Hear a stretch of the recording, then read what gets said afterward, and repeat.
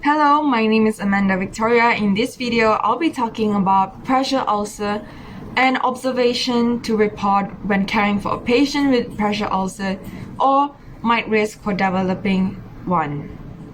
Pressure ulcers, also known as pressure sores, decubitus ulcer, or bed sores. So it is a breakdown of the skin integrity due to the unreleased pressure. So it is formed when the bony area is pressed against the mattress and the pressure slows down the blood flow to the tissues which is against the bone and the mattress. So this results in the sore which can be difficult to heal or might even be fatal. So patients who are at higher risk of developing a pressure ulcer are firstly the poorly nourished patients where they eat less than half of their meal or snacks or even having enough water. So patients who are normally has a poor nutrition are at higher risk of developing a pressure ulcer. And next type of patient is the immobile patient, the patient that can't get up of the bed, they can't move, they can't walk. So it requires you as a nursing assistant to help them to change the position every 2 hours. And next type of patient who had high risk of pressure ulcer is the diabetics patient or obese patient.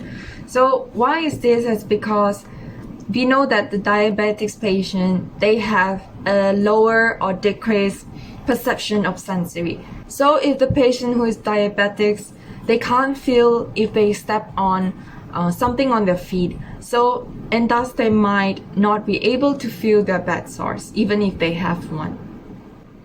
And next type of risk is activities that causes friction and shear.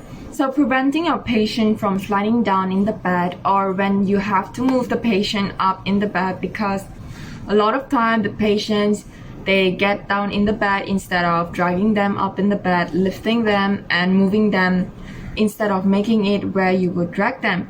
So again, because the bones are gonna move in an opposite direction and the top layer of your skin is gonna move another direction, so it's gonna tear your capillary bed and increase the risk of pressure ulcer.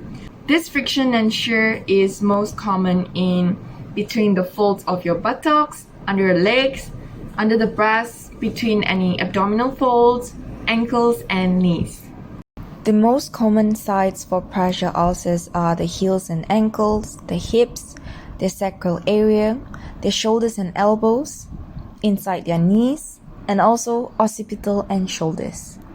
So tissue breakdown occurs in 4 stages. As nursing intervention at each stage can limit the process and prevent further damage.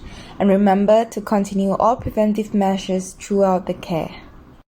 In stage 1, the skin becomes red or blue-gray over the pressure area, usually a bony prominence. And in dark-skinned people, the area may be dry and dark blue or black. The skin is intact, but the discoloration does not go away within 30 minutes after pressure has been relieved. The area may be hard, soft, warmer or cooler than adjacent tissues, and it may be painful. So every time you position a patient or a resident, you should look carefully for reddened areas. In stage 2, pressure ulcer looks like a blister, an abrasion or a shallow crater. So the epidermis peels away or cracks open, creating a portal of entry for microbes, and the dermis may be partially worn away as well. So if the pressure ulcer is neglected at this stage, further and deeper damage occurs.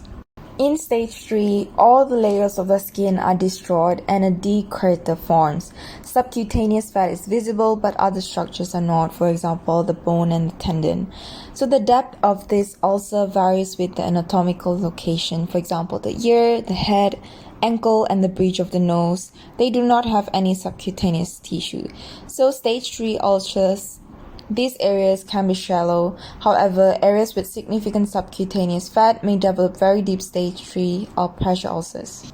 In stage 4, the ulcer extends through the skin and subcutaneous tissues and may involve bone, muscle, and other structures.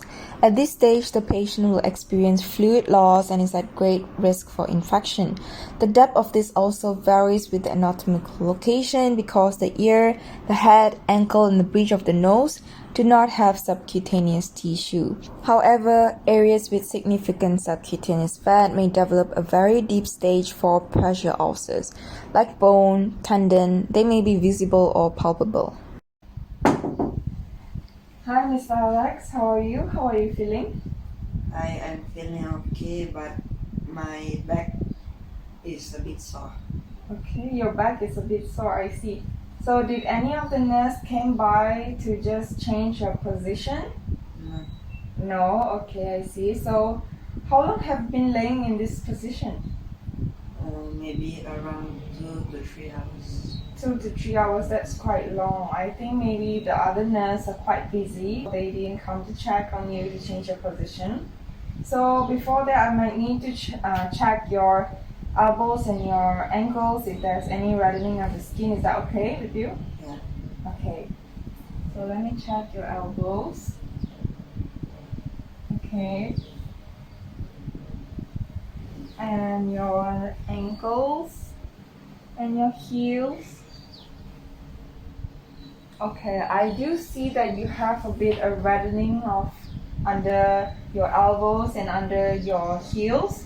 So I think that you might need to change your position. Okay, is that okay with you? Yeah. Okay. So nursing assistants are vital in preventing skin breakdown, and care should include keeping the skin clean, and it's best to turn and position them or encourage them to change positions or walk if they're able to every 2 hours, and using pillows behind their back and between their knees in bed to help them stay off any areas they are becoming red or to help them stay in a new position.